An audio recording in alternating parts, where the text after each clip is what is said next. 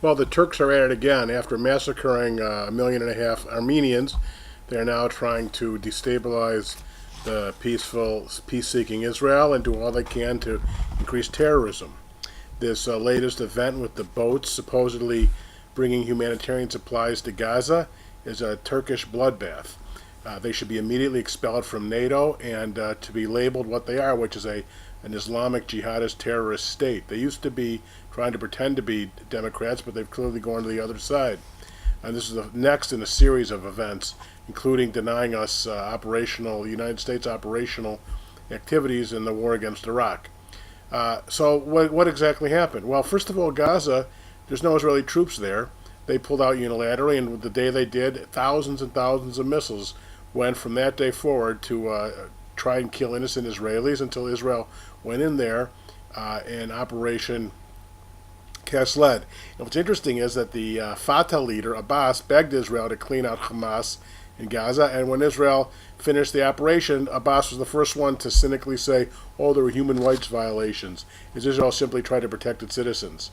Well, when these boats flying Turkish flags left Turkey and filled with terrorists and known anti-Israel activists, Israel said, listen, they're bringing a lot of weapons into Gaza to kill innocent Israelis, so we simply want to inspect the cargo to make sure there are no weapons aboard. And humanitarian aid is able to come in all the time. I'll just give you some of the statistics. Humanitarian relief is delivered to Gaza on a daily basis from Israel. 94,000 tons of supplies were transferred to Gaza from Israel in the first 3 months of this year, including 48,000 tons of food products, 40,000 tons of wheat, rice, baby supplies, and representatives of international aid groups and the United Nations move freely to and from the Gaza Strip. Even Egypt's blockades Gaza because they know weapons are being brought in there. All Israel wanted to do was make sure no weapons. So this was a completely cynical ploy because they knew they were trying to bring in weapons. So Israel imposed a blockade on Gaza to prevent weapons from reaching the radical Islamic regime that continues to make war on Israeli citizens.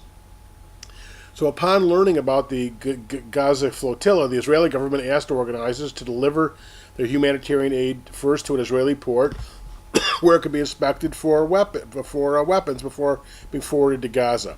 The organizers refused, and they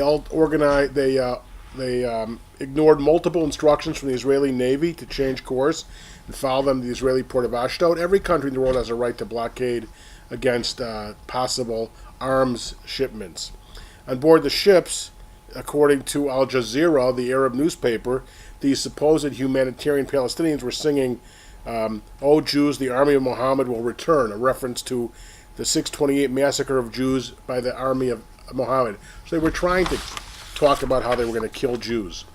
The flotilla's participants included these groups from Turkey with close ties to Hamas and global jihad groups and all kinds of well-known anti-Semites, including Noam Chomsky, this pretend Jew who's this vicious anti-Semite.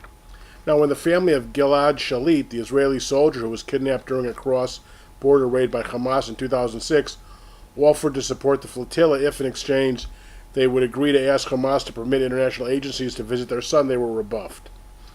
Now, when Israeli commandos started rappelling down the deck of this ship, they were assaulted and beaten with metal poles and baseball bats by the Palestinians on board, and there's videos, which I have on my blog, israelgreatest.org, a link to that video, which shows you that clearly.